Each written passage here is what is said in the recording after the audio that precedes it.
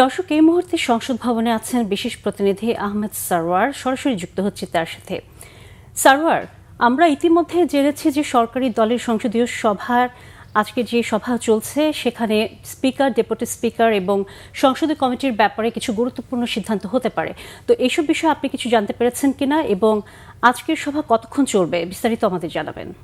হ্যাঁ, আসলে সভা কতক্ষণ চলবে সেটা আমরা বলতে পারছি না। আমরা ধারণা করছি হয়তো 1-1.5 ঘন্টা সময় এটা চলবে, কারণ আমাদেরকে হুইপদের পক্ষ থেকে বলা হয়েছে যে 1:30টার সময় এই সভার ব্যাপারে প্রেস ব্রিফিং করা হবে।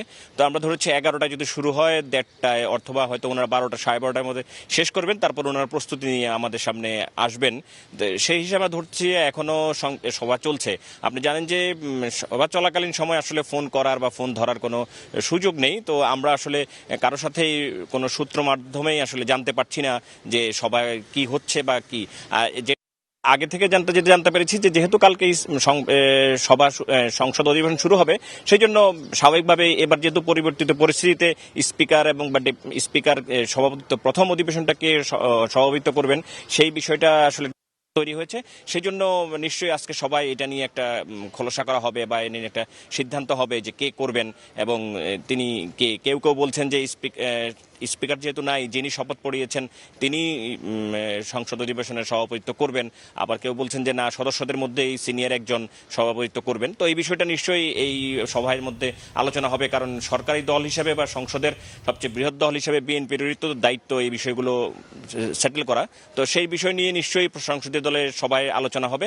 আমরা আগে থেকে যেগুলো বলেছিলাম যে আসলে পুরো কার্যপ্রণালীর বিধি যদি সবকিছু মিলে কালকে সংসদ অধিবেশনে রাষ্ট্রপতি ভাষণ দিবেন, সেই ভাষণের প্রতিক্রিয়া কি হবে, ভাষণগুলো কি হবে বা কে কি বলবে, এইসব বিষয়গুলো নিয়ে আসলে মূলত আলাপ করা হবে বা তারা একটা তারা নির্ধারণ করবেন আসলে তারা কালকে সংসদের প্রথম অধিবেশনের প্রথম দিনে কি বিষয় নিয়ে আলাপ করবেন। বা আপনি জানেন যে অন্তর্বর্তী সরকার প্রায় শতাধিক অর্ডিন্যান্স জারি করেছে, অধ্যাদেশ জারি করেছে, সেগুলো পাশ করানোর ব্যাপার আছে। সেগুলো কালকে উত্থাপন করা হবে।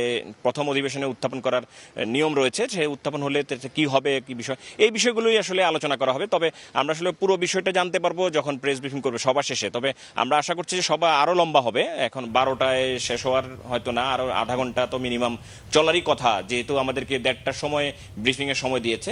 তো আমরা ধারণা করছি সভা চলবে এবং সবার শেষে আমাদেরকে যখন জানাবে তখন আসলে সঠিকভাবে আপনাদেরকে পুরো বিষয় কি আলাপ হয়েছে যেটা বলবেন সেটাই আমরা জানাতে পারবো। সারওয়ার, ধন্যবাদ আপনাকে।